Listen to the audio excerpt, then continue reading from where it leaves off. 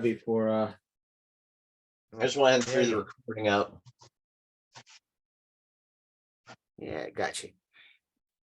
And saving the rest of my W for state. I'm going to eat it.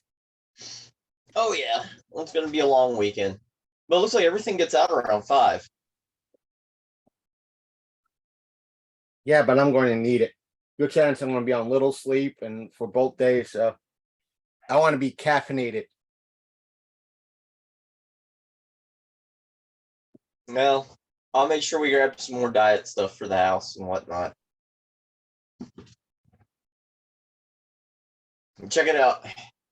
Got these little ice cubes, and they light up when they hit liquid.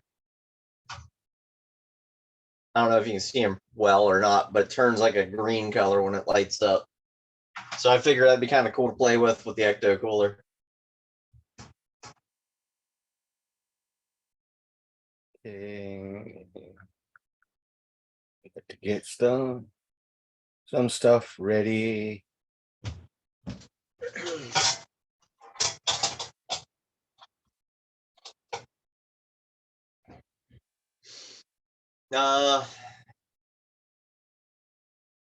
It was just on my mind things that we can talk about.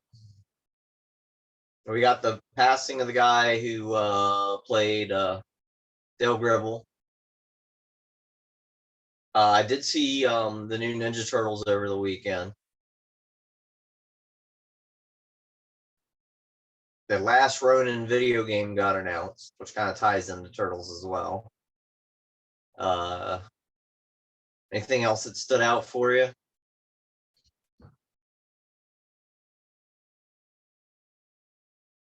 I'm getting something up for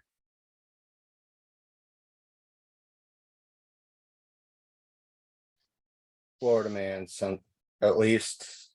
Let's go see what Florida woman has. Okay. Hope there's no video with that. Well, even though there's video, I hope there's a lot of just typing with that. Okay. I can't think of his name. What was the guy's name who did Dale Gribble voice? I gotta pull up your chat. Johnny Hardwick. And for the moment, let me do that. And I'll give you the assist in the background. That. Okay. In regards to that, I have not so much a Florida man, but a Florida woman. It's all good. They don't have to be from Florida, just as long as they're weird. Well, I won't say it's weird, but either way, it's stupid. In regards to that, I also have. Oh, we could talk about Keith David replacing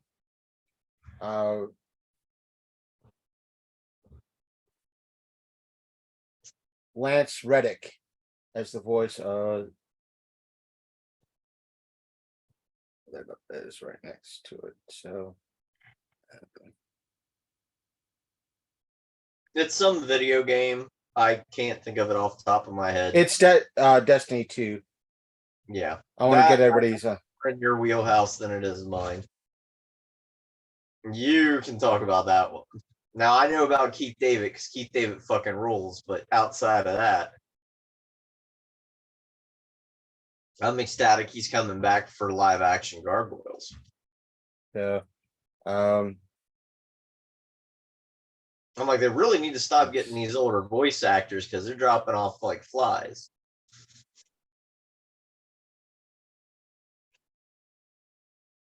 I know video games is more my aspect. I'm not a big Destiny 2 player, but still, it's Keith David. So there's that. I want to talk about Disney Plus. The guy who played Childs, right? Yeah, Childs. Keith David. A.K.A. if you've watched Rick and Morty, right? Right. President. He's also voiced the president, yeah, and many, many other voice roles. Yeah, but So it's his acting roles is where he's hardcore though. I mean, let's just be honest.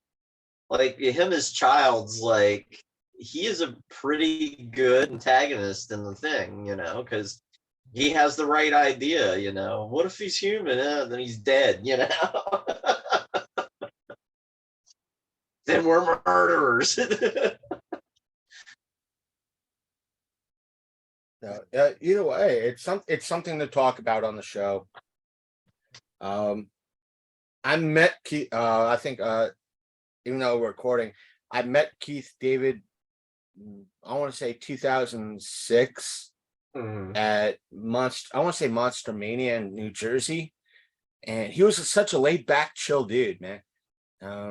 Real laid back.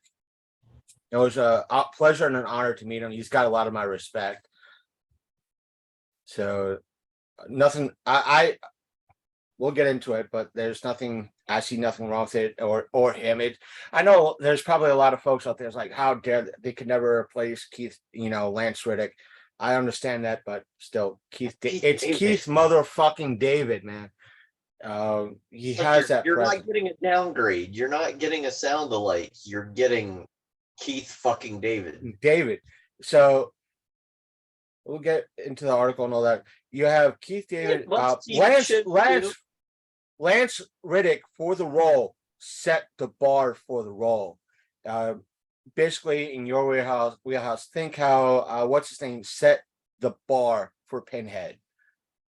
That no matter who filled that would come after him would quite possibly hit that mark. But they found that person. We've talked about that. Yeah. She filled that role perfectly, and took it as her own. And here's Keith David. He wants to hit that bar, match that bar and exceed it. And he has every respect for what Lance did and the bar he set. So I have the audio clip of his speech. I'll probably, when we cover the story, I'll clip his speech and I'll put it in the audio, what he said. So I mean, he has a lot of respect. And you have to figure as well, Lance's voice, I'm sure you've heard him in the content John Wick series. He's got that bass voice, that real deep bass voice. And Keith also has that bass in it, that power. So both of them are right and could give that, I ain't going to take that fucking shit. So they both have that. So, and I want to talk a little bit about something that's been reoccurring that both you and I could talk about a lot, and that's Disney Plus. A lot of places increasing their rates and for streaming. So, but it's coming into news again, and something we could talk about briefly, and why having hard copies is important. I know it's something that we're trying to drill into people's heads. But still, again, something we could talk about and cover. We both pretty much on both sides of the same coin, but still, the implicate folks. We're going to say it now. Indie folks are the way to go. Indie folks. Well, so, we still got the strike going on, so it's not like anything new's coming out anytime soon. So, I mean, there might be stuff that's just wrapped up with production and it's going to hit anyway. But when it comes to like cinema, it's gonna be your indie. I wonder if what's his name, Cerrone, I can't think of his first name, guy who did the Terrifier flicks and All Hallows Eve and all of that, if he's gonna be able to do Terrifier 3, or if he's impacted by the strike, like as if he's gotten large enough to be impacted at this point. I mean, I don't see why he wouldn't be at that point, but I don't know. I mean, technically, Terrifier kind of operated outside of the industry and kind of bypassed the industry. And it's like, I've seen the first full. I know there was a short prior to the first full length movie, but I saw it, but are in All Hallows Eve, and that's free on Tubi if you can get yourself on the Tubi. I have Tubi. I just have to sign up so I'm able to in essence, bookmark stuff or create a to view list and continue stuff once I watch it. I have nothing. I just got to do that. I mean, it's extreme horror. I mean, I love the first Terrifier. I haven't seen the second one yet. I'm curious. So Again, it's on. Hardcore. I think it's on Tubi and it's on Shudder, so it's not like it's hard to find. Well, so. Terrifier 2, I think you still got to pay for. I don't even think I've seen a blue release of that yet. I don't think. I think Terrifier 2 is on Tubi, if not Shudder.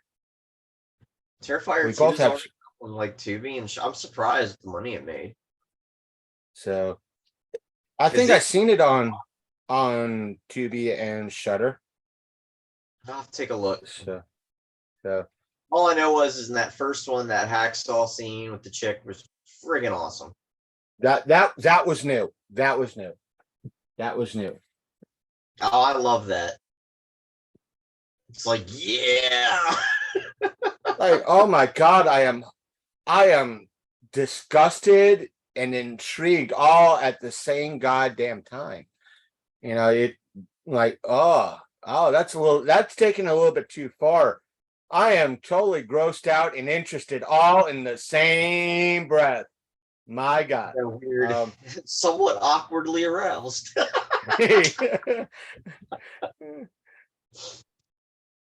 And that's how you can tell the difference between a horror film and a sociopath. Like, a horror fan will watch Terrifier 2 and have those reactions, but a sociopath will see Serbian film and have those reactions. So I remember watching I think it was like the Hong Kong I think it's the Hong Kong version of Let the Right One In. It could be it's probably the wrong movie, but I just remember the American version and both the Asian version and Asian version of what? Let the Right One In. I think you mean Norwegian, not Hong Kong. There wasn't an Asian one. Believe me, there was Let the Right One In. That's pretty much the original Norwegian one. It was about this chick that wanted to get in an apartment, but the price was too high for her, so she decided to kind of kill some of the residents in the apartment building. Okay. That's a completely different movie than Let the Right One In. Let the Right One In is about the little girl vampire who has the keeper, and the little boy that kind of falls in love with her. I know I think that's the American version, but I know the Norwegian version is the same story, but it doesn't hold any punches. It lets it be known that her keeper is a child molester. That's known her since he was little. And basically, she's after the little boy to be her new guy to take care of her, because it's how dark and twisted it is. In fact, in the novel for Let the Right One In, which is also, I believe, Norwegian, she's a trans character. So it's so many levels and layers. I think that because the American version that's called Let Me In. Maybe the American version probably went off the Norwegian version. So well, the Norwegian version is the point of origin, as well as where the novel came from. But the one that came out of like Hong Kong, when I was watching that, I think it was on Netflix, or it was something along those lines. I want to say Netflix. Can we credit Netflix for this? No, because it was a couple of years. Netflix buys a lot of foreign stuff, and it's getting to the point where it's almost ridiculous. And they have picked up some good ones. I'm just saying, can we at least blame Netflix for the time being? Yeah, we can blame Netflix. Okay. And when I was watching it, the wrong title for it. Kind of like how Babadook's the gay icon. But one of the deaths in this version of the film was that the chick uses one of these vacuum seal bags that you use for like blankets to kill the victim. I was like, That's oddly new. I don't think I'd ever seen that ever happen in a horror movie where, in essence, the slasher off somebody using a vacuum seal bag. That's that's completely new. I am I'm happy to see that, and that's when you think, what's wrong with me that I'm happy to see a brand new interesting kill in a horror movie? That is not normal. Well, there isn't anything original in the horror genre unless you go indie or you go foreign. Let's just be honest. Right. You got to go indie, you got to go foreign, and even then, you sometimes got to go extreme Serbian film. I've only ever gotten like halfway through that movie, and it's just like I'm done, I'm good. I'm good because now you just brought in the dude's wife and kid. And now there's some necrophilia. No. It's like when that's pretty much when you're watching horror and you have to reevaluate your life. It's like, I'm disgusted, but I haven't hit that line yet. Where's that line? Is that do I need to see a therapist now because I'm not off put by this? You'll run into a bunch of horror fans who will basically say, well, you're not a true horror fan unless you can sit through Serbian film. Like, the next time I run into one of them, either I'm going to call them a liar flat out because they couldn't have made it the whole way through. And if they did make it the whole way through, we're giving them a hug and calling the authorities. Their shit is fucked. There's a TikToker that I want to share with you. It's pretty much I don't know if the person is, well, at least for the time being, to be fair, his girlfriend or wife. And there's a lot of movies she hasn't seen before, like Big Trouble in Little China, Lost Boys, some of the ones that I've seen. And the TikToks is pretty much her watching the movie and reacting to certain scenes. And it's just hysterical. Like that. There's a YouTube channel known as You, Me, and the Movies. And it's this guy showing his wife all the movies that he enjoys. Is she, is the wife blonde? I'm colorblind, but I don't think so. The guy is very Texan and has glasses and kind of a cowboy kind of guy. I haven't seen his face yet, but I've seen mostly her. And I know on occasion, like when they're watching something really, really wretch, the kids walk in and they've got to pause the movie and fumble for the remote.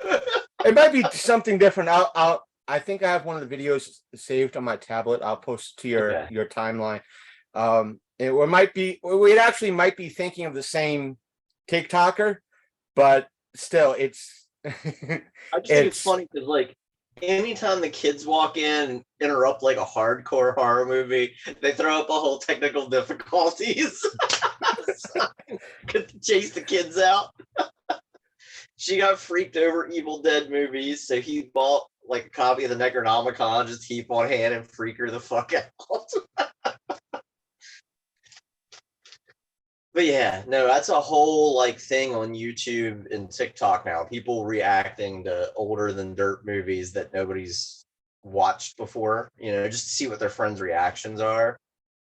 Like been watching a lot of animation fans who haven't sat through Transformers 86, and yeah, their reaction's totally different than how it was received in 86. Like, whoa, that was really good. And I'm like, yeah, for a Star Wars ripoff that kills Optimus Prime, We suffered trauma, god damn it.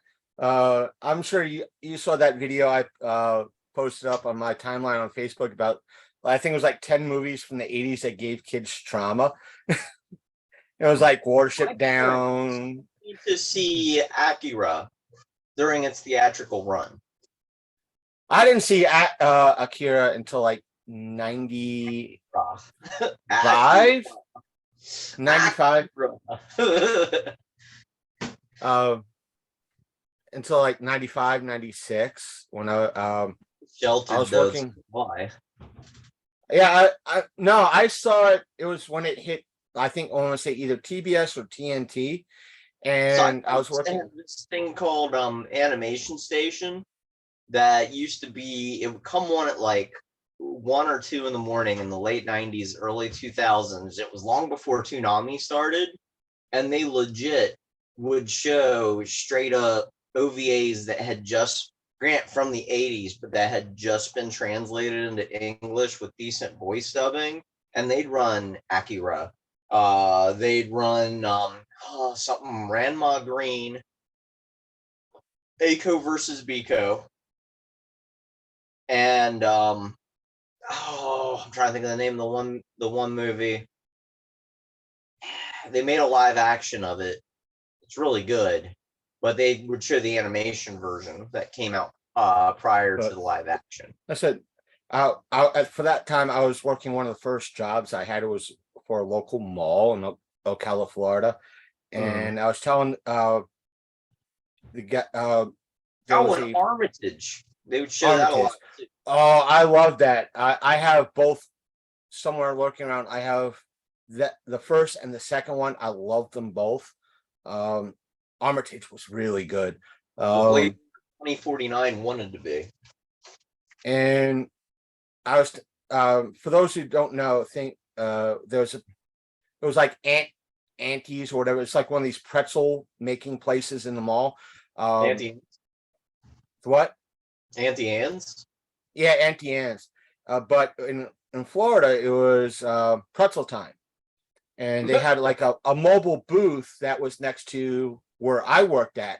And I was telling the guy behind the counter, and he's like, yeah, you probably saw Akira. And I went, what? And he said, yeah, you didn't see all of the film. You only saw part of the film. I'm like, what do you mean? It was 2 hours long. It was on like TNT. And he's like, no, you did not see the whole film, and you have to see the good stuff. And it was one of those instances where if you have that right fan, they're going to give you a lot of the good shit. And he came in the next day with like a stack of VHS tapes like that.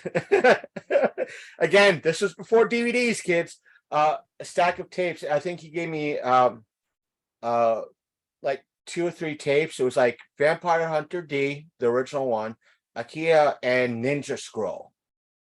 And it was that when I really got into anime. Like, oh my god, the gore, the blood, the guts, the gore. I'm like, oh my god, wait a minute, this is what I needed in my animation. Because we all there was a Demon City in there. Oh, I did watch. I love Demon City. I have that lurking around somewhere. Killer tits. Who else would like it? Yeah. But it's like, that's why I'm mad at Voodoo. It's like, where's my Shaw Brothers Kung Fu movies? God damn it. I want some Shaw Brothers. I want some good old school anime. I want some like Vampire Hunter D. Yeah, there's everybody likes One Piece, One Hit Man, and I'm not knocking that stuff, but OG Vampire Hunter D. But what was it called? The second one? That was Blood one. Oh, that was good. Those are 2 DVDs that I regret getting rid of. I have both lurking around. You could find Vampire Hunter D in the usual spots on YouTube, and get them that way and watch them. They're under different titles, but it's pretty much the same movies. I love watching Vampire. The animation's on par, very good for both. And there was like the original Vampire Hunter D is what introduced speed lines into anime and all that. So you had a lot of improvements, and each one and the anime culture has grown like a shit ton over the past 20 years. And too bad there is a lot of gatekeeping and I don't want to say hate. You think the hate and fandom against newcomers for Star Wars and Star Trek is bad. The hate amongst the new fans coming in is also bad, and the gatekeeping is bad. Trust me, I know. You folks who've been listening know about how. Check out, I think it was the last episode that we put out in regards to why I haven't hit, Otacon for the past 2 years. You know, it's not the fans. A lot of the fans, because you have a lot of new blood. Kind of the thing. The fans are fun. They're welcoming. It's a lot of the gatekeepers that are running the shit that don't like the new fans, or the filthy casuals that are roaming around and that are enjoying the stuff. And that's the sad thing. That is the sad thing. But either way. Yeah, but that's how it is with a lot of fandoms. I mean, look at the Godzilla fandom. Jesus, everybody has their own error to the movies, and they get real pissy with, the new fans because they feel they're casuals and they don't know where to start. And a lot of them got to start with the whole MonsterVerse recently, and people get pissed about that. And it's like, you know what? This is somebody who discovered something new. This is their first step into a larger world. Instead of being a dick, why don't you show them some of the cool stuff that you enjoy, but without gatekeeping? It's not hard to do, Let me put it like this. I remember when Godzilla 2, not the Sony one that came out in with like 2000. Yep, I know which one you mean, because I actually watched it and Josie. Not that one. I'm talking about the Toho.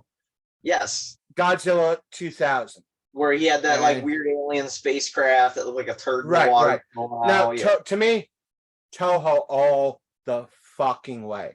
And I've seen the one character's name was Gotta Kitty, and trust me, every time he answers the phone, Gotta Kitty. But when I saw it in theater, I was one of maybe about three or four people in the theater, and there was somebody in there at that time my age with his son, and before the film started, his kid had been probably 10 years old at least. He's like, why are we here, Dad? And he said, I remember seeing Godzilla as a kid, and I want to share that experience with you. And that's a parent trying to be a parent, to share something with their child. And me, I went because it's got one, Toho, two, it's Godzilla. And at that point, I thought the series ended in like the mid 80s. And apparently, I was like, apparently not. They've been making movies since, through the 90s. I'm like, I want to see this. And I love Toho. I remember watching it, when I was all the imports on the New York equivalent of whatever your independent station is. It was like it was WPIX channel 11, folks. New York listeners, I know you're number one this month in listening. So shout out to WPIX, because that's where I got my indie stuff growing up. All the Kung Fu, OG Shaw Brothers, badly dubbed Kung Fu movies, all the Godzilla movies from the 70s and 60s, 70s, and 80s. That's where I watched all that fun stuff, was WPIX. So I remember seeing all, you knew it's a guy in a suit or a girl in a suit, but it's cheese. You loved it. And the whole aspect of, I'm sure you know this, I think it was one of the recent Godzilla films. It was Godzilla and War of the Monsters, or all that. Okay. They had, I think you know which one. I don't have it up on. Yeah, I know which one you mean. I have it on PSP. And it said it was one of the first times that there was a woman playing the suit, inside the suit. And I agree with the person that said it. I saw it on TikTok, saying that even though the dub of the monster is put in, the roar is added in later, in essence post, like they do with everything else, she's the only one that adds in her own roar. And the guy said on his TikTok, it's adorable as hell. And he shared the clip of her roaring, and it's just, I'm like, motherfucker, that is adorable as fuck. I'm like, that is adorable, god damn it. And she's just being that character. She doesn't have to roar. All she has to do is trigger the mouth mechanism to open up. But when she does it, and she just goes, ah! I'm like, That's adorable. I'm going home now. I can't be more of a fan. I can't be aggravated, and it just made me fall in love with Godzilla all over again. Even if I wasn't a fan, I'd become a fan strictly because of that, because it's so damn adorable. It brings into a fan. It's like, why not? I love it. I love Godzilla. I have a it's the equivalent of Funko Pop. We could get into that too if you want. When everything begins, but yeah, Funko. But it's the equivalent of Funko Pops. It's like 3 Godzillas throughout the generations. And I was like, as a fan of Godzilla, I have to, buy that. And I was supporting a local business to boot. So. But anyways, you want to start where we normally start? Yes, and don't forget I got put on the mask, but don't forget this time to do the intros because you forgot the last time. Oh, geez. Well, if I flub, we'll fix it in post. We'll fix it in post. But the only thing I do in that part of everything is insert the official dramatic pause. But I was like, where's the intros? I don't know where to put the dramatic pause. Well, as long as we get into a topic and it just keeps going. So. Hashtag rant. I'm gonna have to do that. I know where I can find the clip of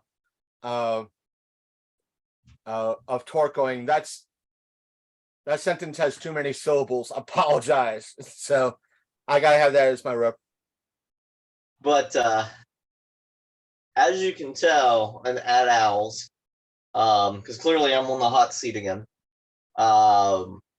But anyway, we'll have to see if we get any EVPs this time. Because it's a completely different area, completely different setup, different Wi-Fi. Well, last week I wasn't really looking, but I know the week before that when we did it, I found about a bunch that was at your place. The week before that, or July 4th, had a bunch, but that could be dismissed as July 4th. But yeah, we'll see. We'll see. We'll see. I'll hunt. And folks at home listening, you hunt too and leave stuff in the comments. So you're more than welcome to. And when I post the full episodes up, you're more than welcome to listen to audio and have headphones on and isolate things. Audacity is free, ladies and gentlemen. Yeah, if you figure out how to use it. All right, lion face. Lemon face. Ooh, lion face. Whenever you're ready, let me know. Okay. Yeah. Let's go. Lumser, I'm bored. What plaything do you have for me today? Well, something from the SK system, Sasha. And once again, it is from good old Florida. So, Florida. Yes. See, I love Florida. It's great. Fucked up shit comes from there. Don't you? Didn't you come from there? Yes, I came from there. And somehow my shit decided to go foobar on me. Oh, goody. Well, you might be able to summarize. Basically, I went with Florida woman this time around, so I had to keep things fair. There it is. We're being diverse. Yeah, we're being diverse. Now, this was nowhere near my hometown. How is that Coke? Yes. Yes. Why do you have to be so damn different? Because I'm always about Coke. You ever see me with a Pepsi, there's a problem. But this time around, unless it's comes clear. from, unless it's clear. I will go off my diet to drink Pepsi Clear once again. This comes from the good old, not Ocala, Orlando area. Orlando. Well, actually, Daytona area. Now, Daytona, the land of NASCAR. Now, if you ever oh work my God, you know exactly what I mean when I go Daytona. Now, here's how the article reads. A Volusia County woman suspected of unaliving her 79-year-old roommate allegedly doused, not in regards to unaliving her 79-year-old roommate, but this is allegedly doused herself in soda in an attempt to erase the possible evidence on her body. What soda did she use? Diet Mountain Dew. Oh, God. It says she poured Diet Mountain Dew all over her body when the police told her they were going to collect her DNA as part of the investigation. I didn't know they could alter your DNA. I don't want to go into it anymore because that is the most weirdest thing.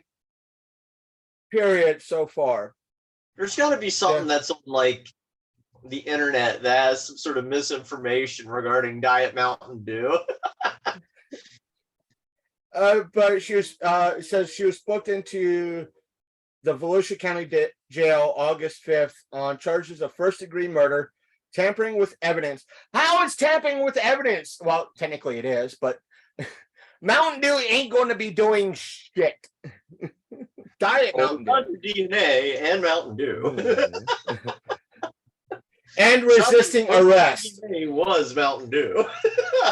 Resisting arrest of violence. Like they found the bloody knife laying next to the victim's body, so they could still collect evidence of the damn knife. Listen, folks, do not use Diet Mountain Dew or any soda products to eliminate evidence. And we're not saying that you should ever eliminate evidence or murder people. Right. We're just saying there are better ways to do that. Tons, but don't do it. We don't know or approve of murders. I want to say sacrifices. Doesn't but say... we sure do enjoy hearing about them. The thing is, it doesn't say why she unalived this person. Now, it would have been interesting. And they were 79 years old. I can probably give you 20 million reasons why. Now, the thing is, she looks like she's been in prison several times with the amount of well, can't stereotype somebody off tattoos, but she has a crap ton of tattoos all over the place. Bill Dotree will be waiting outside of prison for when she's released to pick her up. What were you in prison for? Killed my husband. And that's the thing is, that's what the story led with the Mountain Dew. I accept the fact that they led with the Mountain Dew, but the fact of the matter says apparently she also tried to set fire to the home too, because it says, that was July 5th, but everything was July 1st. Well, I guess the whole thing happened with during early July, and the news is just getting released now.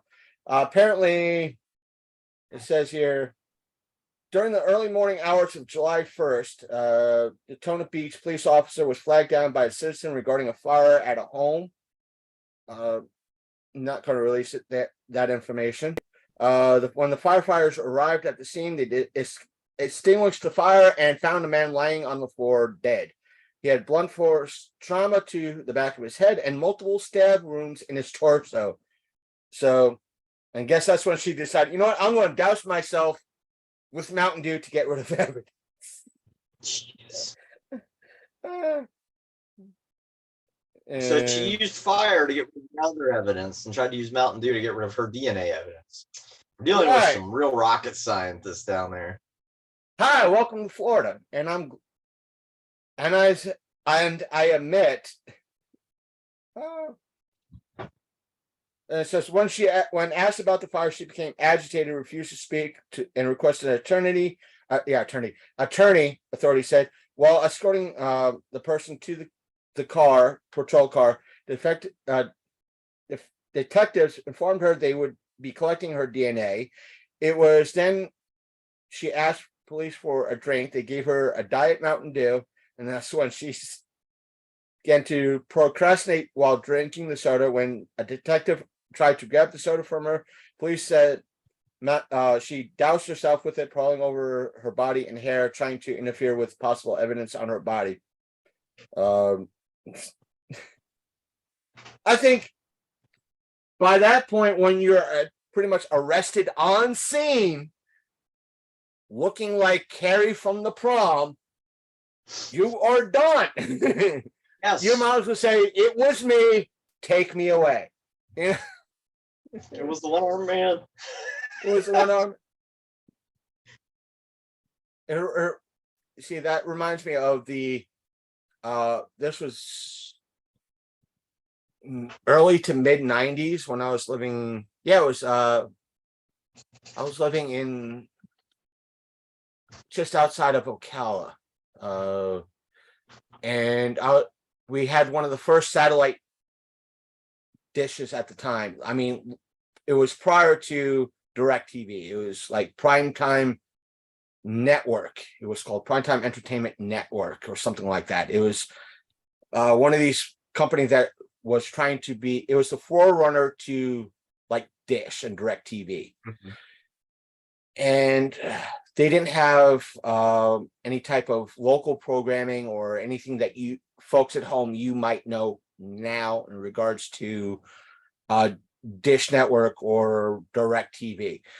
Pretty much, you had maybe 10 or 11 channels, if that, and the rest were literally either music channels or pay-per-view. Right. But the 10 or 11 channels were all timeshare channels. The best way I could describe it, up until like between, I will say from 6 a.m. to, or from 7 a.m. to maybe 8 p.m. was like a station. Let's use like I'll use WPI again because New York is our biggest listener state this month, and it was WPIX at the time because I remember it. WPIX was from like 7 a.m. to about 8 p.m. Literally, it was that, and from 8 p.m.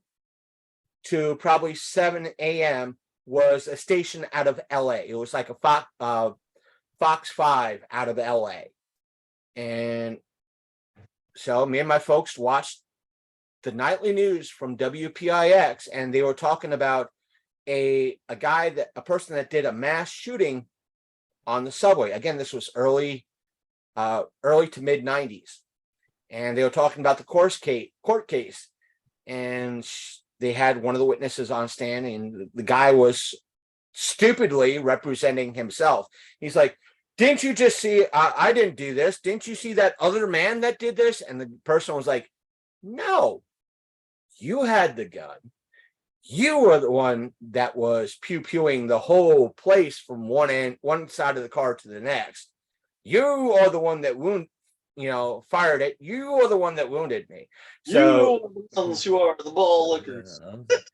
Yeah. You are the one that are the ball lickers. And he was like, "Oh, I wasn't." Like, no. And one after another, it was like the scene from the last few episodes of Seinfeld. Well, everybody's like, "Oh, they're the ones that are the idiots. They're the ones that are mean and cruel and X, Y, and Z." So that's what it reminded me of. Either way. Florida. You're a bunch of content. Yeah. What a weird state. And I love it. In our backyard, because our own backyards are very interesting. But anyways, this is the point where I would say, of course, cue the music. Bump, bump, bump. Or in my case, the dramatic pause. Balls, yes, that too. And I'm going to go ahead and insert our intro. You're listening to Sasha After Dark, the podcast Darkness. I am Sasha Constantine Monroe, a.k.a. Sasha, the Princess of Darkness. With me, of course, is our W Schlub and Schmuck, which of course would be Chris Lumser here, our Martinsburg Madman, also known for the Longcoat Mafia podcast, and also called Reverend Godfather. And drink Dubby, consume Dubby. Consume. Douche. That would be weird if you put on the glasses and all you see is Dubby everywhere. I'm like, what the hell? Yeah, he's gonna bring out the douche bottle and then the enema bag. It really wakes you up. Yeah. No, nothing against W. You guys, I'm still working on that tub that I got from you guys. I doubt they're watching, but still, we got a kid that I like their flavor. Granted, if you're like Sasha and can't take in coffee, don't buy W. But if for the rest of America that lives, drinks, and breathes coffee, W is out. So. And that's one of many ways you can support us. The other way is good old OnlyFans. I'd rather do that than Patreon. And on top of that, I got to say, with my OnlyFans lately, just had an uptick of 10 new people just suddenly join in. New York, is that you? Are you guys from New York? Is that why we've got a bunch of new viewers on OnlyFans? I'm going to tell you now, OnlyFans, as long as my ass ain't lazy, is the only place that you can get extended content, added content, extra bonuses, and maybe some lewds every now and again. But outside of that, we're on YouTube, Facebook, Instagram, everywhere. I'm on the Longcoat Mafia podcast YouTube channel. You can find clips and also the full visual stuff that we're trying to keep ahead of things because somebody over there has not been posting the unedited stuff to her, or at least the edited stuff to her channel. So no, I posted a full episode the other day, and I might just so I can caught up. So at least until we get to this episode and the last episode, and I'll just put a bunch release because you guys waited long enough if you're on YouTube. So yeah, there'll be a bunch of uploads, and then I'll try to focus more on nice little thumbnails for y'all and things of that nature. And not to mention, I'm the one that posts up the audio side of things with additional updates and so forth and so on. And plus, I have a Patreon where you could sign up to and interact and ideas. And plus, we do have that tip jar and that the goals of everything, where if we hit those goals, I will, you know what? Because we are somewhat on the road to 4-State Comic-Con in Harrisburg, Pennsylvania. This is a challenge. I doubt we're going to get it, but I'll put the challenge out there. If our tip jar gets $1,000 or meets or exceeds $1,000 by the end of the month, or by the 26th, I will stop at Walmart between now and then. Once I get those funds, I will get a bikini and I will do the reveal at 4-State Comic-Con Harrisburg and I'll do it on TikTok. So how about them apples? If you want to do that goal, front of the venue, and he'll be wearing one of them long coats to represent Long Coat Mafia. I'll be like, I will bring you with me. I'll do a big man in a bikini and a long coat. I'll do it. Are you going to be my Jay? Are you going to be my Jay? I ever see him? That'd be great. But no, if you're new to us, we talk sci-fi, we talk horror, we talk gaming, we talk movies, we talk a lot of shit. And if we do it, you know what? I'll probably message. I'll let her know beforehand, so she's not, shocked before. I'll say she's had a sense of humor before in the past. Hopefully she'll continue, but I'll let her know that way she's prepared for it. And that is Langley Cat. I know she has her own pages and all that. I'll be the one to go, guess what? I'm wearing a bikini too, and I'll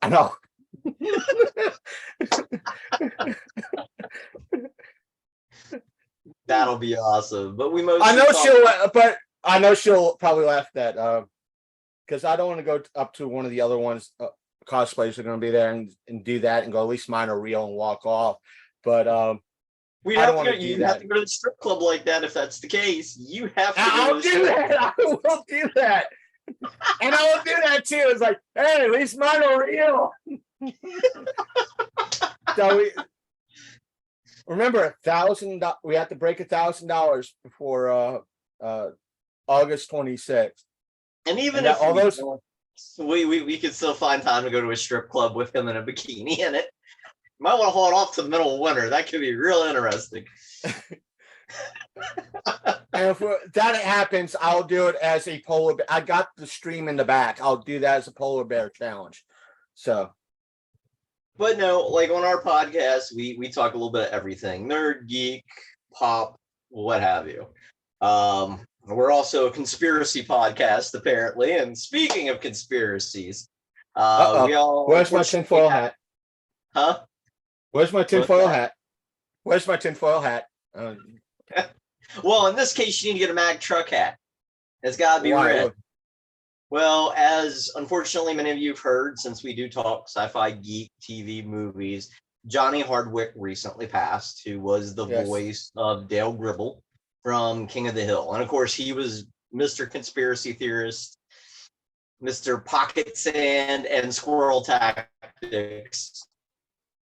And we, want to just give a shout out for hours of that entertainment. I know there's been rumors of a potential. Not to mention, and you're kind of distorted. No, so you're distorted a little bit too, but that's a technical glitch, folks, not the spirit realm talking to us. But yeah, we're getting a little distorted. I don't know if it's the internet acting up or what. Let me take a look here. No, I got 2 bars. But for the most part, we'll say this: Dale was the first person, or the character Dale was the first person to actually say the word yeet and demonstrate what yeet was with the whole pocket sand aspect. Well, Sasha, can you hear me? We might have a technical. I don't know if it's recording on her end or not.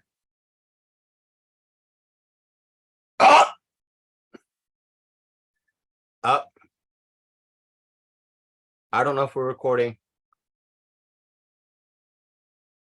I don't know. It still says recording, but Sasha might have left, or what's going on. Still recording to the cloud, and might have to contact Sasha on everything. Is she joining? Is she still recording to the cloud? And she might be joining in. Boom, I'm back. Okay. Is it showing recording on your end? Yeah, it's still recording. Okay, because it's still recording on my end. So that's good. So it's the internet. It got funky in here, so I rebooted the server. So that may have been what it was. Okay, just in case things didn't fall. With this recording to the cloud, it'll just pick back up. Yeah. Just in case things don't fit well with the cloud and all that fun jazz, I'll know in post, and I'll fix it in post when things are said and done. But just in case, we were talking about Johnny Hardwick. Johnny Hardwick and his character Dale. Dale, for those out there, as I was saying, if it didn't pick up, his character was the first person to actually use the word yeet and demonstrate what that meant with the whole pocket sand. So, and that was he was great. It was definitely a type of person I've met more than once in my lifetime, and it was characterized rather well. It's always like tall, skinny guy wearing shades and a trucker hat, and he's always spouting off the latest alien and everything else conspiracy. It's kind of like living with my brother. Oh, I do that. Aliens are real. Government's trying to kill us every day. I can do that too. And it's like, I can put on shit. The thing is, I have a red hat. It's not I'll say this. It's not a Mack truck hat. It's not a MAGA hat. It's just a red hat, off-brand red hat that I could put on. I could put sunglasses on and do the whole conspiracy theorist type of ordeal. I just got to find it. Well, I guess John Redcorn's happy at least. Oh, I need to go heal Nancy. She has headaches. I just love the episode where he's literally doesn't know what he's asking. He's all like, John Redcorn, please heal my wife. And it's like, oh God. You know, honestly, if we're talking conspiracies and dealing with the passing of Johnny Harwick, I honestly believe that Dale knew his wife had cheated. A lot of folks agree with that he actually knew, but because he also with that knew that John didn't want to be a father. He wanted to be at least a father to pretty much his son in a way. Yep. So I mean, it's like that one episode where Peggy finds out nobody else knows that she's trying to tell Dale. And there's that whole scene where they're talking about them renting Encino Man, and it's just like, oh. Or the episode where Joseph thinks he comes from aliens because his dad can't figure out how he conceived Joseph. And the they whole realize aspect, they're people. the fact of the matter is, like, when Peggy figures it out, I think if I remember the episode correctly, everybody pretty much tells her, we've known for years. We just don't tell Dale. And she's like, what? And like, everybody's like, yeah, we just don't tell him. We know. We knew. Yeah, even Min knew. Remember Khan's wife? I knew first week.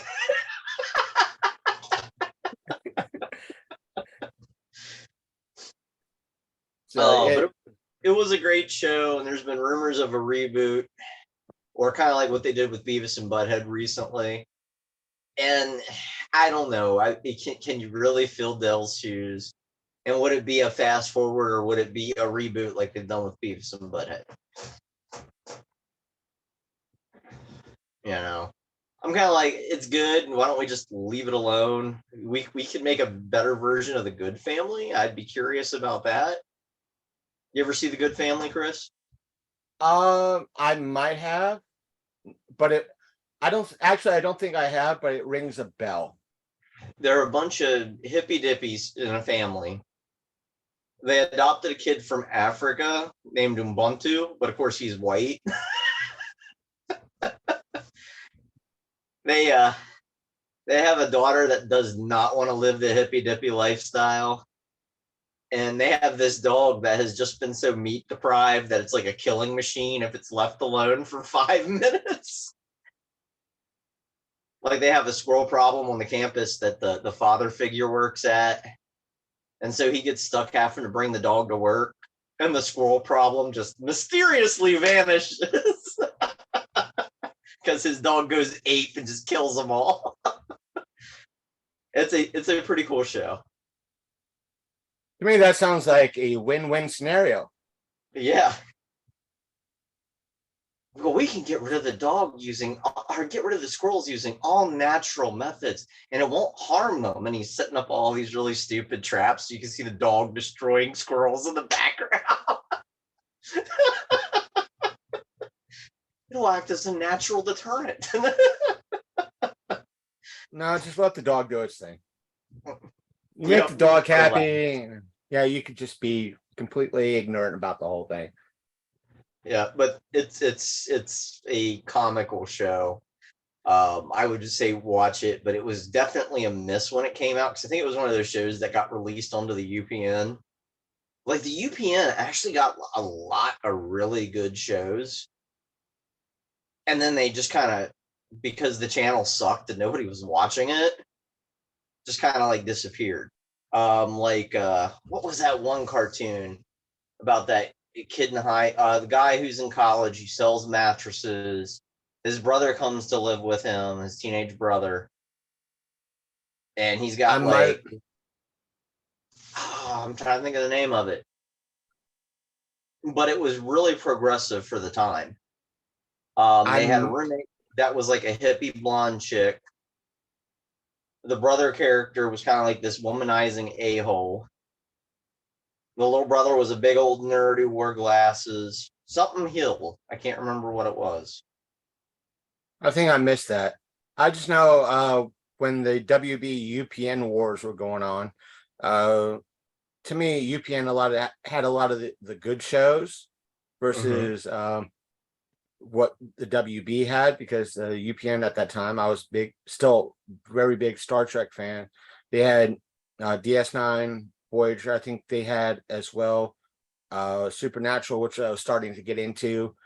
I think they even had the Bruce Campbell Western that was on Briscoe County Jr. Yeah, Briscoe County. They had a lot of good shows, but I don't think it was like Fox when they first started out. They had a lot of good stuff that they didn't know what to do with and how to promote that stuff, and they just fell by the wayside. So, and they just merged into the CW, and some of the ones that were the good shows, primarily the ones that were the tent poles, stayed, which was Star Trek and Supernatural, and maybe one or two others that were part of that mix that were, I guess, the higher rated ones that didn't need a push, stayed. Nothing against Supernatural. Supernatural's wonderful show. I like Supernatural. I got into it thanks to reruns, and I was like, wait a minute, I'm enjoying this. One of those shows that started out good for a woman, but good for a man, but made for a woman, but type of ordeals, because you could tell it was pandering to a certain demographic, but it was also it's one of those that guys could watch it because it's men hunting demons and hunting, but you have a lot of attractive guys participating in it, which panders to another demographic. So you had, well, hey, why not? I just remember the Wishing Well episode and just laughing at a certain scene and hearing 5 seconds later laughter from a certain scene, because I had roommates at the time and we were all watching this pretty much the same episode, and it got to the same joke and it was like, that's funny. And all of a sudden, that's hysterical. And I had to go upstairs like, yeah, fluff, right? But yeah, hey, don't knock it. Don't knock it. I love Supernatural. It's sad when voice actors pass, and that kind of leads us to the topic you wanted to get into. Yes. As some of you all know, not just voice actor, but he was also, a lot of folks, depending on the genre that you might have met him. Some of you all might remember him as the concierge from John Wick, and others of you who are in the gaming community know him as Zavala. I had his name pronounced Zavala from Desntiny 2, and the voice actor is Lance Riddick, or I said the actor is Lance Riddick, and he had this commanding presence. One of the things, I'll include his line that he did for one of the latest, before he passed, the expansions. I'll have to pull it up and script it, so pause. Yeah, pretty much. But as you heard in the clip, for those who are listening at home, he pretty much, it begins with the main antagonist saying Neo, and he gets into with his voice going, excuse me, and going on, it's like, if you want, I'm going to call, the folks back home that they've been kicking your asses for the past 9 years. They took your leader, kicked his ass so hard that he's writing fan fiction right now, and they stripped everything out of his ship, pretty much hyping you up as the player, hyping the storyline and you up. And right now, Bungie announced legendary actor and voice actor, and legendary in his own right in multiple aspects, to replace Lance. And Lance set a high bar when it came to Destiny 2 and his character. And the person that they tapped on the shoulder to replace, now Bungie has stated everything up until this point, they're not pulling what they did in the past and change all the lines to this new voice actor. They want to keep all Lance's voice work up to that point. So if you play past missions, past everything else, they're keeping Lance's lines in there. So you'll still as remembrance. But the new person that they tapped to be this character is the legendary Keith David. And me personally, I have a lot of respect for Keith. He's been Goliath from the original animated series, Gargoyles. A lot of you folks out there might know him as the president from Rick and Morty. Horror fans know him from not just The Thing, but They Live. He's been in so much.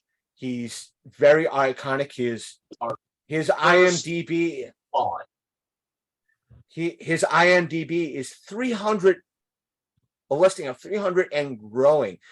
Heck, even on the Xbox side of things, he's known as the Arbiter from Halo. So he's iconic in his own right, and I'll include his. He's still spawned in Mortal Kombat games with me. Yeah, and he's come out on his Twitter and TikTok saying how honored he is. I'll include a little bit of applause here, and because what you guys heard at home is him saying what Lance brought to the table and what he plans. Meaning, to summarize for those here watching, he states that Lance set a very high bar for this character, and he hopes to kind of meet that high bar. And he's acknowledging Lance. He wants to make sure the fans accept him, and the fans are accepting him for that because he is that credible. Why not? If you're replacing somebody so respected and legendary, who better to bring in somebody with almost the same voice quality, same bass quality, to replace that, and is able to act that level of, hey, what? Excuse me? In a way of saying, excuse me, motherfucker, you want me to bring in the guys that all I have to do is say, I need help. They're going to come in here and kick your ass. They'll do it just for the freaking lulz and memes. They're not going to, or if they don't come, all I have to do is tell this person that they're going to turn you into a meme, and they're going to come in after that just to see that meme. Oh, you don't want that to happen. No. Keith is that on that level, and we can't. A lot of the fans, even myself, as someone who is not a big fan of Destiny, wants to see what Keith brings to the table. It's not. I'm not dissing Keith or disrespecting the aspect of Lance's memory in any way, shape, or form. I want to see how Bungie treats the character with Keith David in that role, and what level Keith brings to that level. Because as I told Sasha before, look what happened with Doug Brett. I know, granted, Doug is still alive, but he set a high bar when it came to Pinhead and the Hellraiser role. Granted, the lore surrounding Pinhead is expansive and different than what we see on screen, but Doug set a very high bar for that role and brought a lot to that role.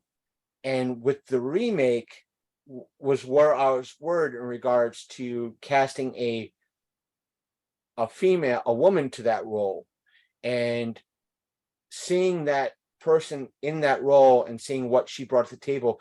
I say she, if she didn't hit that bar, she came very damn close and fit those shoes and fit that, did her own thing. I have much respect for her. She made it her own, and she succeeded in showing respect to what Doug did in that role. And Clyde that's was hype about it, and even Doug was, because even Doug had made comments that Jamie had brought her own caliber to the character, just like he had told her to do, because she originally was going to consult him, and Doug was like, no, make it your own.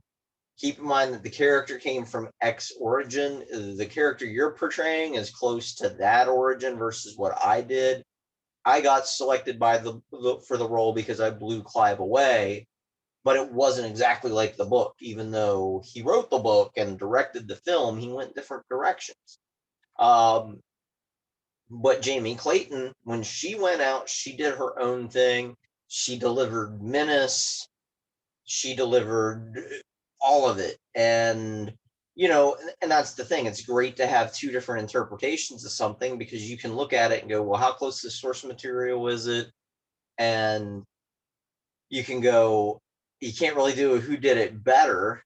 That's all you really can compare it to. Does this really bring out the menace from the books? And I mean, I hate to say it, I love Doug, and I love what Doug brought to the role, but his pinhead ain't got shit on Jamie's. I'll say they brought she did a wonderful portrayal of it. I have respect for her, where both of them brought the equal amounts of, when you follow the aspects of the character in regards to some of the lore that the Cenobites have their own, even though the priest or priestess, depending on which versions that you follow, is the ultimate judge in regards to what happens. And you kind of sort of the whole other thing, but interpreting the lore, it's where Doug brought a lot of X, so did she, and it matches a lot, par for each. So, meaning, look at Hellraiser 2, where the psychologist pretty much brings somebody else in from the hospital to solve the laminate configuration, and once everything is solved, every Cenobite wants to attack this young woman. I guess it was supposed to be a teenager or something like that, but it's a young woman nonetheless. But it's Pinhead, the priest, and says, "Whoa, the murder of her mother." And the mother was murdered by the doctor, believe it or not. Yeah, but it was Pinhead, the priest, that said, "Whoa, hold on." Even though she opened it, it's not her. No, she's innocent. By intent. Yeah, it's not her. It's somebody else that's here that we're looking for, and you see this throughout in regards to what Doug brought to the table, and that shows the level of writing and the actor bringing that to the table. You see it. I think it's in like 4 or 5 when I think I want to say Nancy. It's the original girl comes back, and she, her fiance or husband that in that story, in essence, gives her the box to solve because he wants the money that she's sitting on. And when she solves it, we see the priest again, and he's like, "Oh, my arch nemesis, you have escaped me so many times. I'm here to collect what's due." And she goes, "Wait a minute, hold on. Why do you want me, just one soul, when I could give you 5?" And that's when his eyes light up. It's like, that's why I like you, that's why you're my arch nemesis. 5 is more than 1. Let's talk. And that's how pretty much you find out how the story progresses. So seeing this priestess pretty much handle things the same way in her own way. so to speak, is what made me have respect, even though this is a whole new telling of Hellraiser. So she brought up because they kind of mention other aspects from the other Hellraiser movies if you look right, closely at they do. diaries and everything else. But there's some similarities in what, and she lives, to me, like I said, I'll down that hill. She lives up to what Doug brought in the original series, and she lived up to it. She brought her own thing. I like what she did, and the whole aspect of her acting like the embodiment of basically the hellbound heart. right. That is how some light should be. Like there's aspects in the movie where you see the heroine in the movie, pretty much like, can I do this? In a way, in the story, can I do this? And the priestess gives a nod, like, I'll allow it, and you're like, oh shit, everything goes. This is a whole new take. Yeah, a lot of people didn't like the redo. I like the it's one of the few remakes I enjoy. Like some of the designs in that are just like the pregnant Cenobite. That was kind of interesting. Like it's just when they go back and look through some of the other Cenobites, don't really get to see in detail. They got some interesting concepts going on there. But anyways, the biggest thing that happened, like at least when it comes to media and entertainment over the weekend, Al and I had went to Warehouse Cinemas there in Frederick. Excuse me. There is one on Leitersburg, but Frederick's is kind of like the original location. Nice location. We went to go see basically the new Ninja Turtles movies, Teenage Mutant Ninja Turtles, Mutant Mayhem. It's good for a kiddie flick. And I know a lot of people are going to get salty with me for saying that. Because like, oh, well, Ninja Turtles is a kid's thing. Au contraire, mon frere. It's not. The original comic books were dark, were very grim, were very gritty. Basically, in the original comics, the Turtles were a hit squad to take out Oroku Saki, the Shredder, for killing Hamato Yoshi and his wife, who only killed Hamato Yoshi and his wife because Hamato had basically killed what's his name? Oroku Nagi, which was Saki's brother. And so that's why the Shredder got involved in this whole vengeance kick and formed the Foot Clan in the United States. But the brothers were basically trained as assassins to take out the Shredder, to complete the vicious circle of destruction. And in the original comics, the Turtles swore, they drank beer, it wasn't all pizza and colorful masks. April O'Neil was not a news reporter. She actually worked for Baxter Stockman, who was into robotics, who had developed the Mausers to hunt rats in New York City, but in reality, he was using it to steal money. And yeah, like the whole storyline's completely different. The Shredder's killed off in the first issue. Though obviously he returns because of popularity, but the story is so much more thicker in the original comics than what we get now, because they were grim, they were dark, they were gritty. The 1990 Turtles movie, at least the first part of it, is the first issue of the first comic book. The whole confrontation with the Shredder, the whole 9 yards. Then at the farmhouse is later issues of the more adult Turtles. It wasn't TGRI, it was TCRI, which was Techno Cosmic Research Industries. And it gets into the whole Umtrom things, because Krang isn't really a thing. There's like these little aliens that are tiny that inhabit human-looking bodies.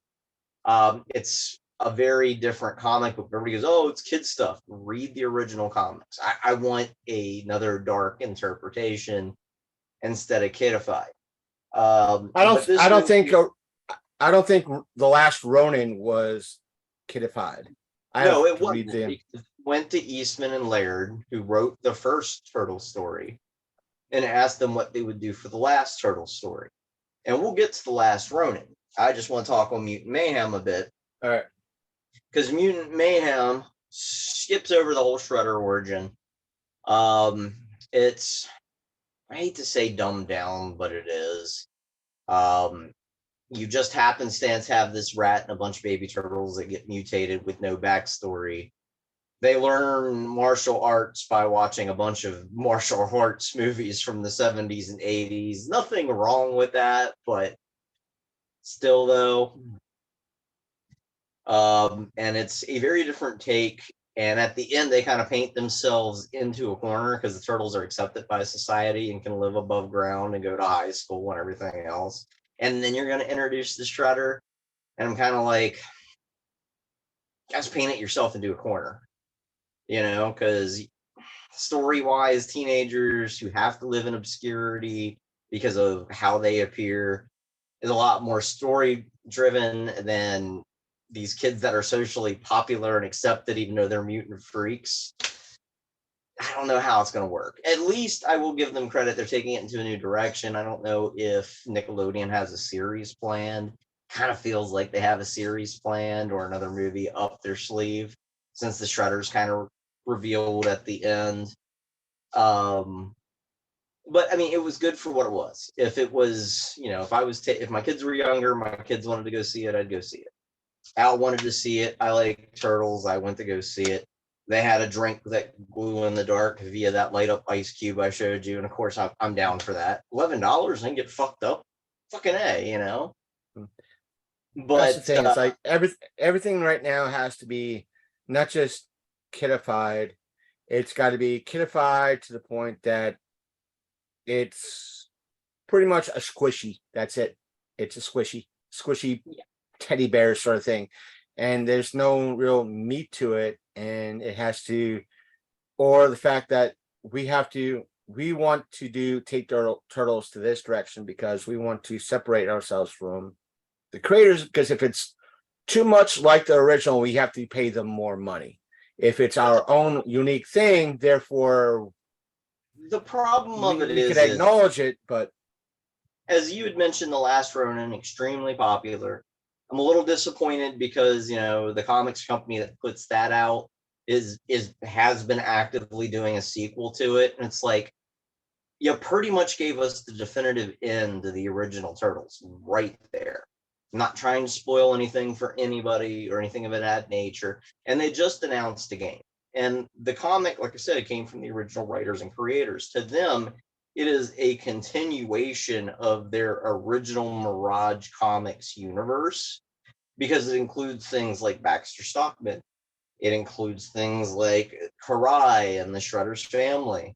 It includes things, like the Fugitoid from the original comics, which was this robot from another planet that had like a human mind because of a freak accident.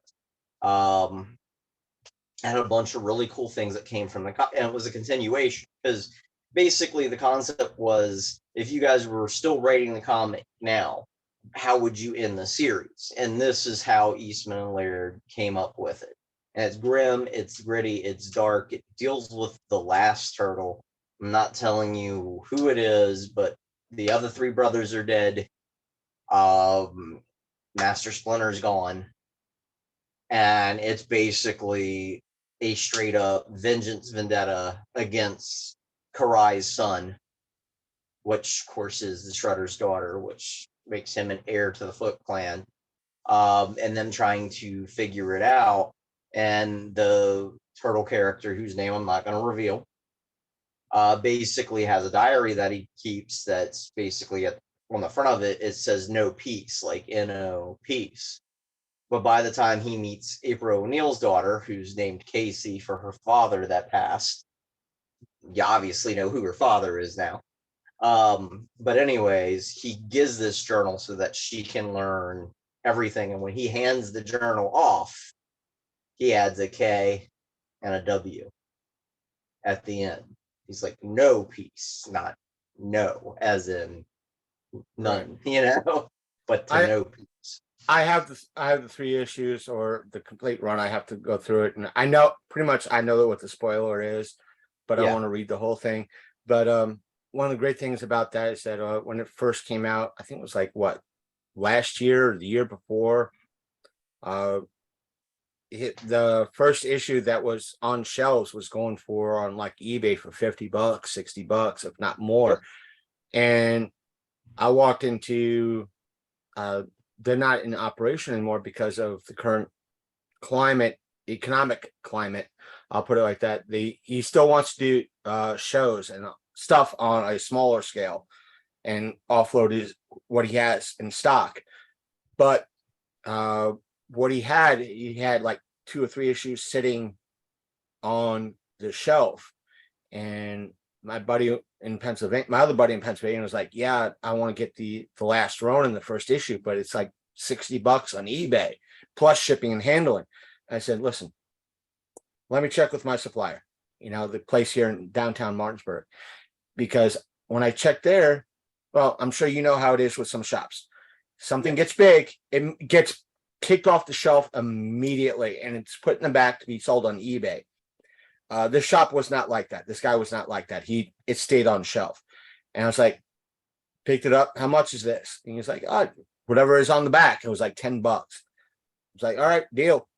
And one of my buddies like, yeah, I'm going to try it on eBay. I'm like, hold on, I got money. Let me check my supplier, see if he's got another copy left. And it wasn't a new print run or anything like that. It was that same first print run. I was like, hey, okay, you got any more copies of the last Ronin first one? It's like, got one left right on the shelf. I picked it up, put it down, paid him $10 plus tax, sent it to my buddy. Not to mention I have he picked up I think this was late last year, is when the action figures came out. And I got the chaser for the last Ronin chaser. It was like a black and white version of that chaser. I paid $100 for it, and it was one of those things that, I'm getting this. If I got to put this on layaway, I'm putting it on layaway because I want the black and white version of it. And I think he sold all the versions of it because I didn't see it after it took a few months, but it's like, I'm snagging it now. It might not be the mint condition box, but it's like very near mint condition box. So one of these days I'll have a better place and I'll have the stuff displayed behind me. So, but the thing of it is that the last Ronin comic shows there is an interest, and yeah, we're getting a video game. It's like, don't want a live action series from Netflix. Don't want something on Paramount, because you know how Paramount can be about bullshit. Don't need it to be on H. Give me a theatrical ran adult Ninja Turtles movie. I get that Nickelodeon owns the brand now, which kind of sucks. I mean, I'm glad for Kevin Eastman and Peter Lard, but it's one of those things where it's like, I get that everybody has a certain nostalgia for it, but as a kid, it kind of made me feel cool because everybody else had the lame Saturday AM Turtles and the Archie Comics Turtles, and I had the fucking Mirage Turtles. You know what I mean? And to me, that's what made it special. The thing with, didn't Mirage put out like the Men in Black comics too? No, that's Malibu. Okay. Yep, Malibu did Men in Black and Dinosaurs for Hire. And I'm surprised we haven't gotten a Dinosaurs for Hire movie yet, because that would be kind of cool. Anthropomorphic dinosaurs whose planet gets destroyed, they come to Earth and become mercenaries and bounty hunters. And I'm like, you sold me on the concept. It's like dinosaurs, but with Hawaiian shirts, alcohol, violence. Yes, please. And big fucking like 90s, you know how like in the 90s they had these crazy ass gigantic guns and they're holding them one hand, and you're like, yeah, no way somebody can hold that one handed, let alone fire it without their wrist go flying off to the left, But anyways, yeah, like that's how I feel about adult Turtles. I mean, yeah, it's great. We're dragging in a new generation and new fandoms, and I'm all for that. I don't want to be one of those haters we were talking about earlier. But if that's your intro into Turtles, there are so many different avenues to go down when it comes to Ninja Turtles. It's like the other day I was talking to somebody online who had told me, "Oh, I really love like the story concepts of the original live action movies." I'm like, "Really?" And they're like, "Yeah, it's disappointing that the third one was so low budget in the way that it ended." And I explained what the whole time travel thing was, because there was a whole thing that was supposed to show up in the cartoon and in the comic books as well as the movies to kind of link all three of these universes together. Because that's why in Ninja Turtles 3 you see the scroll that shows like turtles showing up in the past. Well, it wasn't that dimension's versions of the turtles showing up in the past. It was another set that showed up in the past, which is kind of cool. And then I mentioned, well, did you know that's not the last movie in the series? And he went, what? And I was like, yeah, technically the computer animated joint, I want to say that came out in 2007 or something like that by Imagi. IMAGI, the same people who put out the Astro Boy computer animated movie. That is a continuation of that story continuity of Turtles. Because at the end of that, they show the busted up Shredder helmet and they show the Time Scepter. And I'm like, that's badass. Not to mention one of the cartoons kind of showed all the different turtles over the year, animation wise. Yeah, Turtles Forever. I enjoyed that Turtles Forever. That I think was it a full length or was it just an episode? Or was it like it was a full length, but later the show split it into different episodes, and it wasn't the first time that they did it, because you had the Turtles Forever that had, I want to say, like the early 2000s reboot of the Turtles, which was kind of ready and then off in its own direction. That was in a series, and then later on, the computer generated ones that were on Nickelodeon, not the current recently animated one, but the one prior. They had kind of like a Turtles Forever episode where the 80s cartoon one blended in with their universe and they got stuck in the 80s cartoon universe. And it was kind of cool because it was continuation, because they got Cam Clark back and all the original voice actors. And I think aside I remember from, of course, what's the name? The one we're focusing on talking about, not only did they blend the old 80s cartoon with that one, they also brought in the kind of did the black and white adaptation because they crossed over into that, and they're like, why are you guys so childrenfied? Well, why are you so mean? Yeah. But also like the Batman crossover as well. I just picked that the other day because Walmart, Target had it on sale for $10. So it was done pretty well. I enjoyed it. It was a decent crossover in regards to it. So I'll get Sasha, give it a watch, and maybe at some point we'll talk about, chat on it, because I don't want to give any spoilers in regards to it. But I think it was done very well. A little bit. So okay. I'll have to give it a watch. Like I said, I just picked it up over the weekend because I had saw it was like $10 at Target. I'm like, ooh, kind of like how I went to Walmart with Al and we saw like a box set of the Smokey and the Bandit movies, at least 3 of them, like the first 3. Right. And so they were all on Blu-ray for like $10. I'm like, yeah, I got to snag that. I've been wanting to watch Smokey and the Bandit.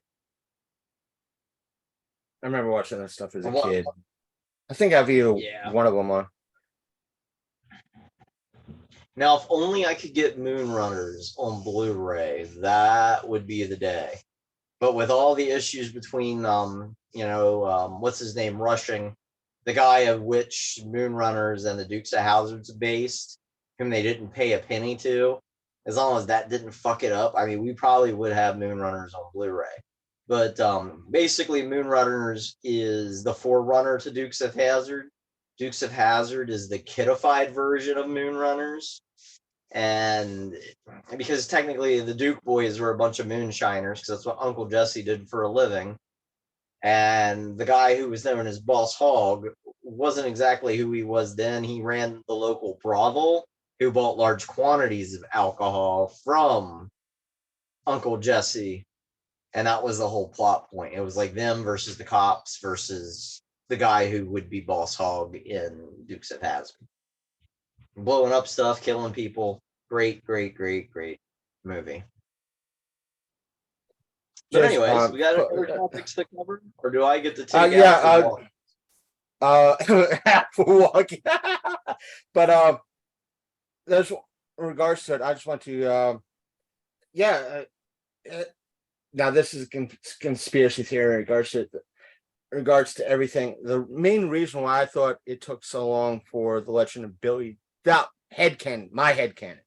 The main reason why it took so long for the Legend of Billie Jean to be released on Blu-ray and I think DVDs because was Pat Benatar herself, because she hated the movie. She didn't want to release, like, the good chance they're going to be giving you money for the DVD release and, you know, getting the rights for this shit.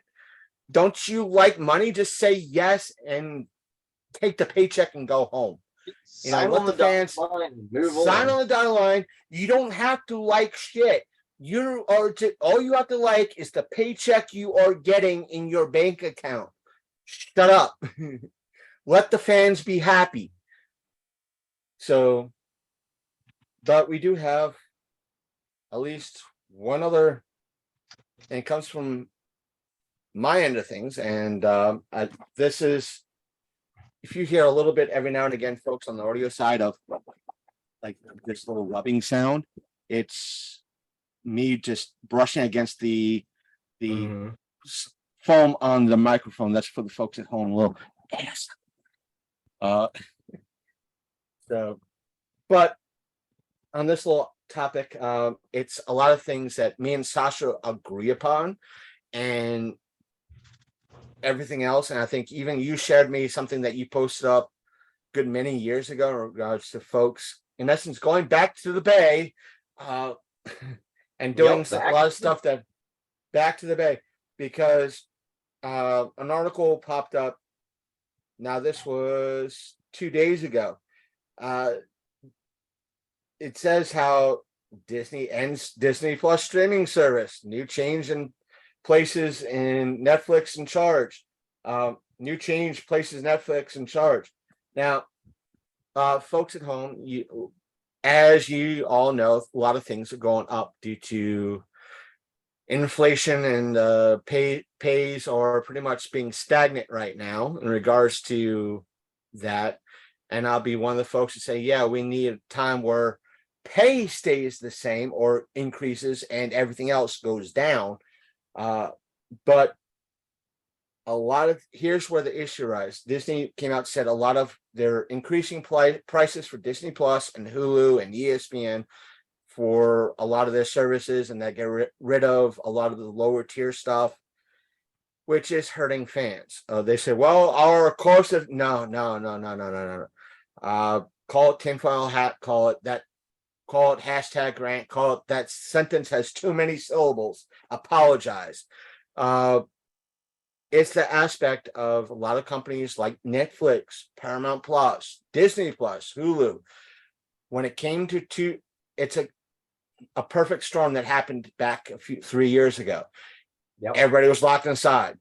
These streaming companies saw massive increases of profits. And what happened? They don't want to lose those profits. So what they're doing is they're cracking, like Netflix, Disney Plus is starting to crack down on password sharing. People not gonna like that. More and more places that crack down on that.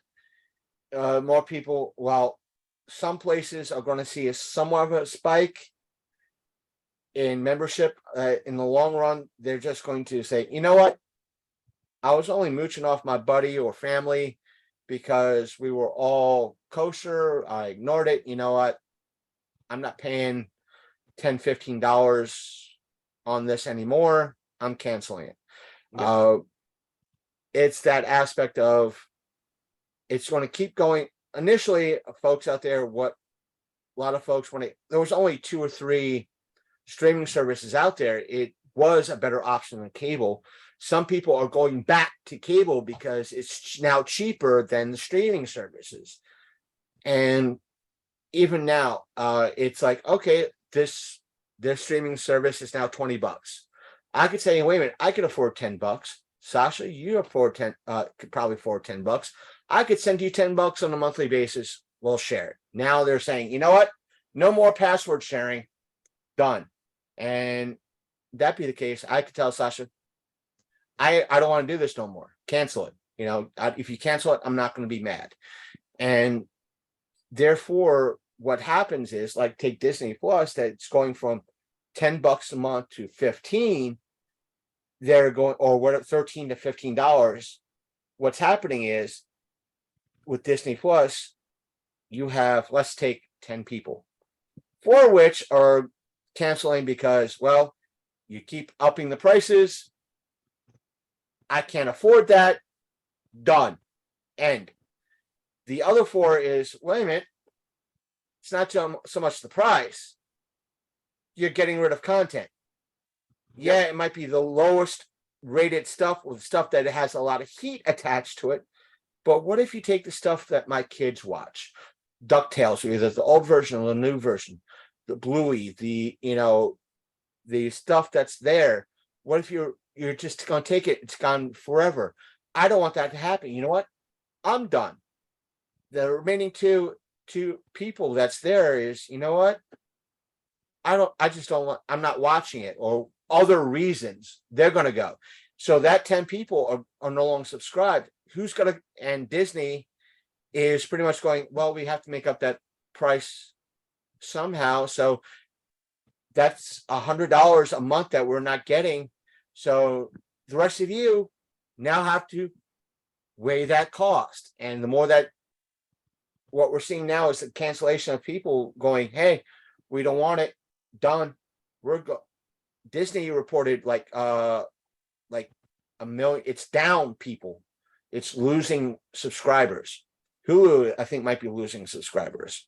Yep. And once people are getting like, wait a minute, Hulu's not the best option right now. I don't like what they're doing. I don't like the design.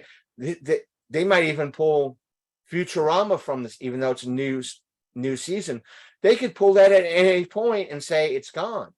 And therefore, what are we going to watch? And as Sasha said, I agree with Sasha in regards to a lot of things, that we need hard copies in regards to video, audio, when it comes to movies. In regards to, I think I got, I know a lot of folks don't like the Resident Evil movies, but still, digitally, whether it be on Vudu or what have you, they could pull it off the streaming service, period, Anytime. Forever, or Vudu. Granted, I don't have that much room in my place to have a lot of physical media. Therefore, digital is the perfect option. And I'm sure Sasha, but when you're a subscriber to Netflix or stuff, let's take Disney Plus. It's a perfect example. HBO Max is Max, let's call it. It's another example. Paramount Plus is another example. You're going to only see Star Trek on Paramount Plus. You can only see iCarly and the remake or the reboot on Paramount Plus. You can only see a lot of the Disney stuff, like Moana, Guardians of the Galaxy, on Disney Plus. What happens if they say, you know what? You can't watch it no more. You know what? I don't know where Sasha went up, but oh, I'll you're continue. good. I'm still here. Oh, you're different. Now you're a different angle. Yeah, I'm just Wi-Fi.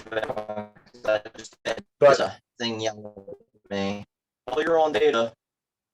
But the thing is, what a lot of places, like, they could say, hey, let's take Netflix's Stranger Things. They don't want to release it in DVD or Blu-ray form, which sucks, because you have folks like Sasha that might be a fan of Stranger Things, and therefore she can't bring it home and have a hard copy of it. She has to watch it on Netflix or buy it on Vudu. And where that, when you have rights issues, like let's take Legend of Billie Jean, happened early on. If somebody has the rights or they don't know who owns the rights, again, I'm pulling from memory. The reason why it took so long for UHF to become on DVD and release on DVD is because the Belgium military held the rights for UHF for a little while. The Weird Al Yankovic movie, it's in the commentary. I think that's what they said. Belgium military had the rights to it for a little while, and they had to wait until the rights came back around to the new studios. That's, again, Night of the Comet is a wonderful cheesy 80s film that's not on Vudu, or you could probably find it on YouTube or some streaming service out there, or like Tubi, but it's not on Vudu to buy and own. Watership Down used to be on Vudu to buy, but you can't buy it anymore on Vudu for whatever reason. Same thing with My Science Project. Wonderful campy movie from the 80s. You can't buy it on Vudu. These movies are part of my wish list waiting to come back on. So hopefully when they do, I have the funds to go buy, to do that. But right now they're lost to the ether. You see it in the video game industry. You see in regards to having the DVDs is I can't say the word for the life. You're preserving the movie by having the hard copy. Granted, VHS tapes and DVDs don't last forever, but we want to preserve those movies as much as we can and have those movies on hand. It's also with the strike and a lot of folks, moving from these services, go to independent movies. Whether it be, me and Sasha know a lot of independent filmmakers, see these movies. Granted, horror might not be your thing, but there's a lot of independent filmmakers out there that do drama, comedy, the whole 9 yards. You just have to find these folks. They're out there. They might be on Amazon. They might be on Tubi. We talk about it all the time. Granted, I can't wait to see the new slasher nurse being done. It's currently being filmed by David Kerr right now, and I want to see it. It was one of the first films he did when I first talked to him many years ago, that I looked at, and I talked to him about it. He's like, "Oh dear God, that film was so bad." I'm like, "Why is it bad?" Yeah, there were. To wrap it up late. Yeah. I have wrapping up. Music just starts. Like I have at the Oscars. But still, I know, hashtag rant. But he was like, "What? That movie was so bad." I was like, "Why?" He said, "It's the first film I ever did, and I did so many mistakes, but I learned from those mistakes." But that's just one. Yes. One. I want to see how he. Streaming is trying to fuck us. Buy DVDs. Buy DVD. Yeah, they're losing money, and they want to replace it by upping your cost. So go to the Bay of Pirates. Do it. Buy, not just. You don't have to do that because that tends to be a circular argument in it upon itself. But independent folks are there for you. Twitch streamers, Kick streamers, YouTube streamers are there. Always remember, if you go out and buy a disc, as long as you still own that disc or have proof of purchase of that disc, there is nothing that's stopping you from making archival copies. So if storage is an issue, you can still rent a storage locker, put all that stuff in there while you basically have everything digitally preserved or on a hard drive somewhere, and then you can just access your movies. Let me put it like this. Let me say it like this. Ladies and gentlemen out there, this information is, I'm not saying who my source is, but I will say this. Granted, piracy, going to the Bay of Pirates is considered illegal, immoral. But if you have the capability of making a duplicate of a movie and giving it to a friend, that duplicate to a friend. Is it considered piracy? No.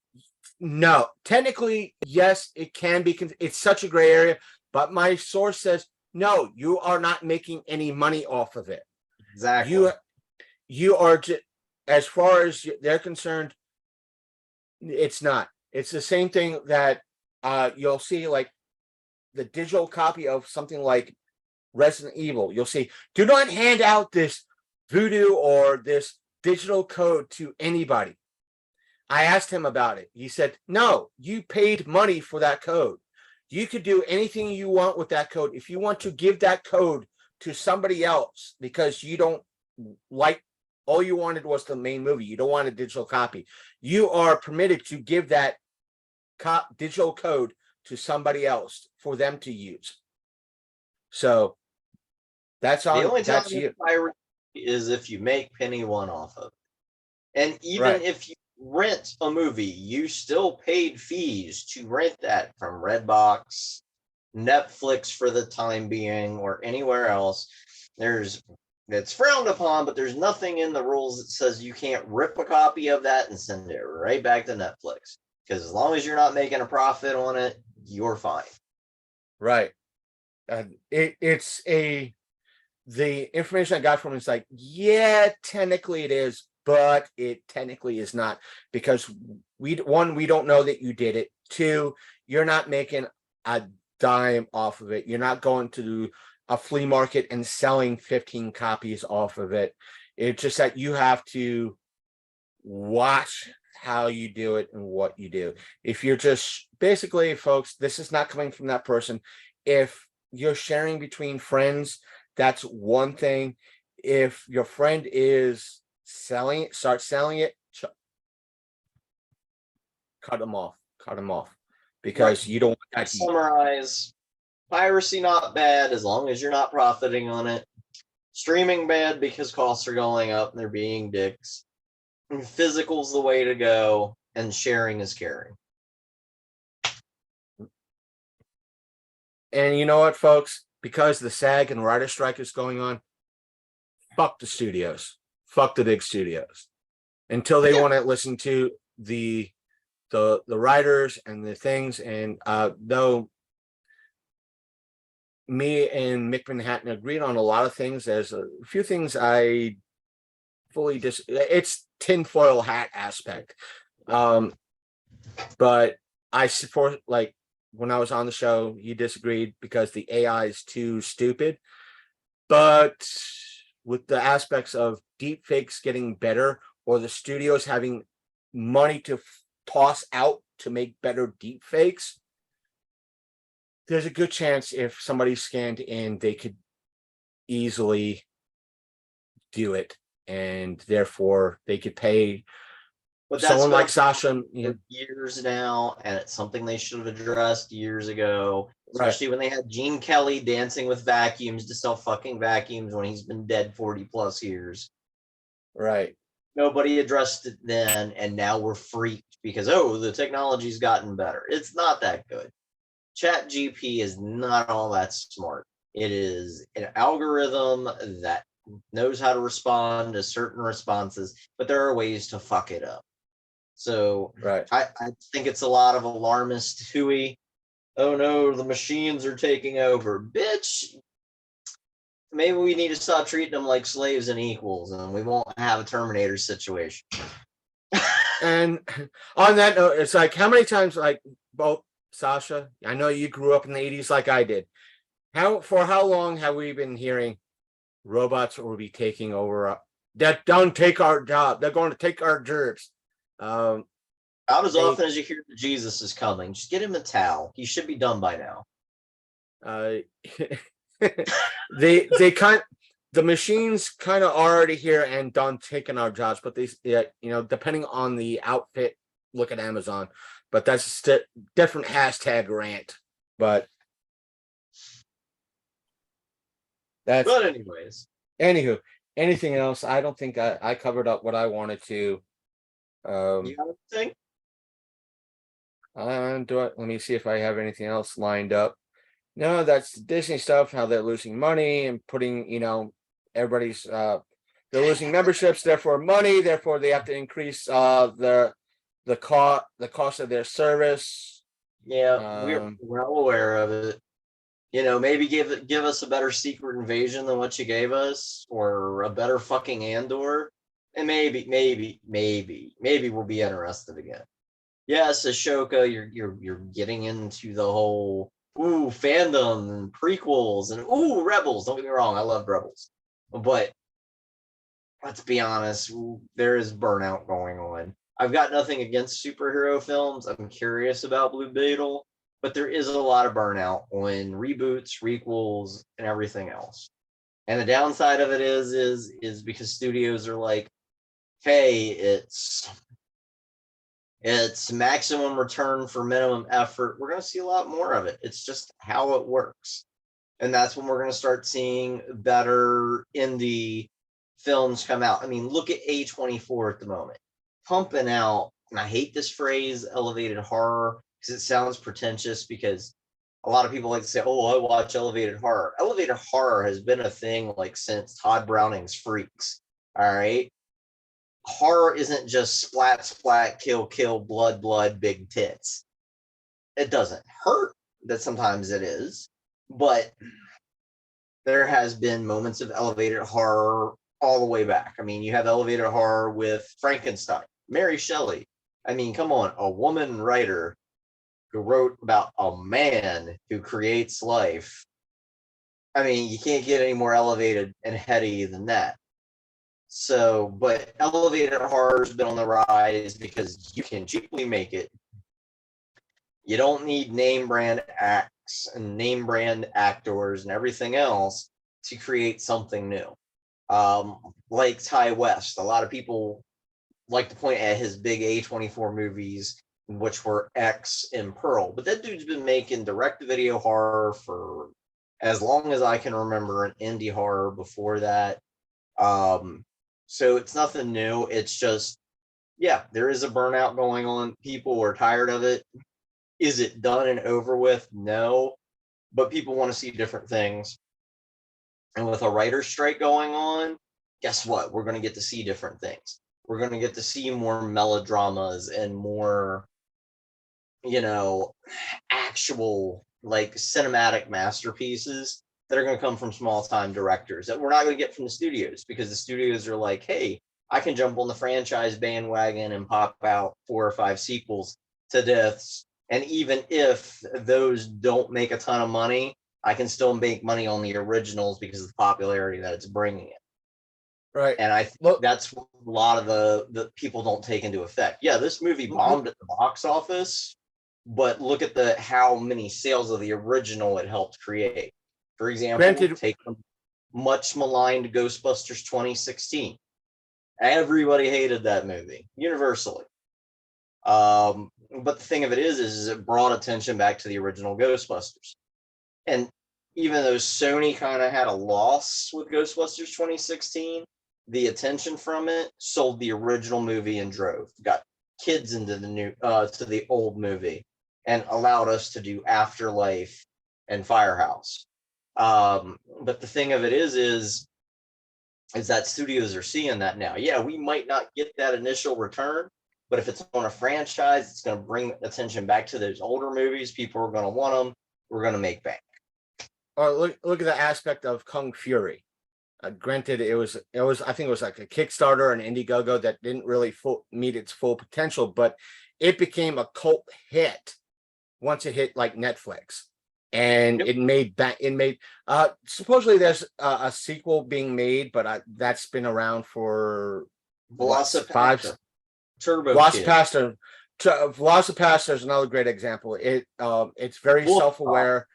But we've got 2 of those. We got 2 wolf cops now. Yeah, 2 wolf cops. I want to see them. It just you haven't seen Wolf Cop? No, it was in my queue for the longest time. One of these days I gotta relaunch Netflix so I could watch it. But we'll have to figure out an evening and have an outdoor movie. I was tempted to buy a projector over the weekend, and we'll have to do a Wolf Cop marathon and watch them back to back. I think that would be shits and giggles for the fall. Bonfire and Wolf Cop. outside, al fresco, with whiskey and And donuts.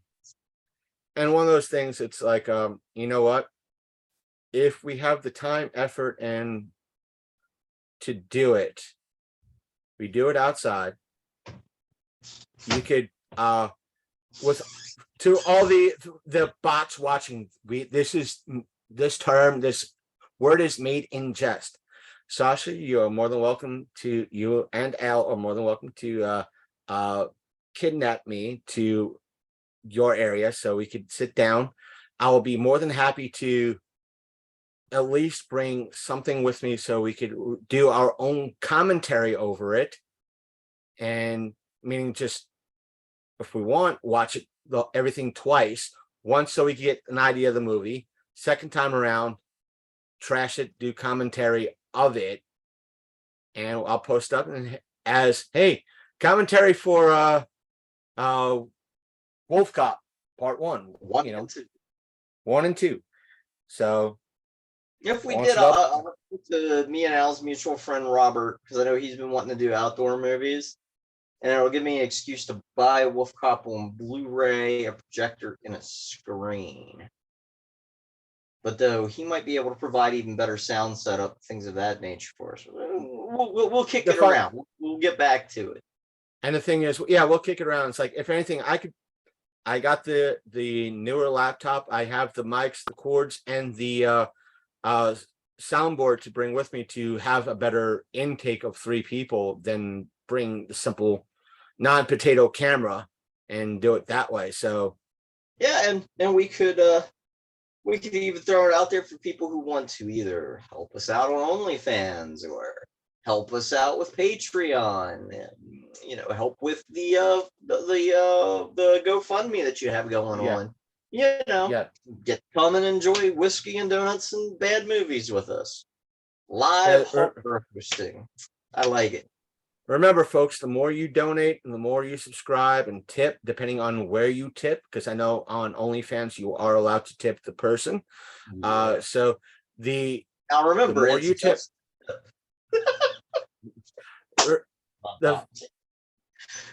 the funds do go to the show. Depending on who you if you tip me, yeah, I'll split costs with Sasha and everything else. They go to the show respective shows to help with cost, gas, and having a good time, and make sure that when we have a good time, you have a good time with us. So, not to mention, it also goes to products. I know I've been putting up a lot of clips and shows on our YouTube, and that money will go to like the mystery boxes on that, so I can have something to unpack for you guys in regards to that. So anyways, as McBain says, that's the show. So take care, keep it real. And I'm a gamer, and I'm wearing a bikini. Pay that $1,000, you will. Might even be able to do it by Harrisburg. Ooh. All right. And that's the thing, folks. We're going to be in Harrisburg that month. If you do it, swing by Harrisburg, buy the tickets to come into the show, because it supports 4-State Comic-Con and therefore an indie show to boot. Yes, it's an added cost for all you, but the tickets are maybe $10, $15, very, very low. So you get to support a local comic book show or comic pop culture show, and you get to see some weird entertainment. Weekend passes to it for less than $100. Right. And that's for 3 people. That's for 3 people. Yep. All day, all weekend. Everything. That's weekend. Yep. That's weekend. And that's for a lot of folks like Otacon and Baltimore. I'm not knocking Baltimore any way, shape, or form. For one person, one day. You got folks at home for VIP passes. It's $200 easy for a lot of events.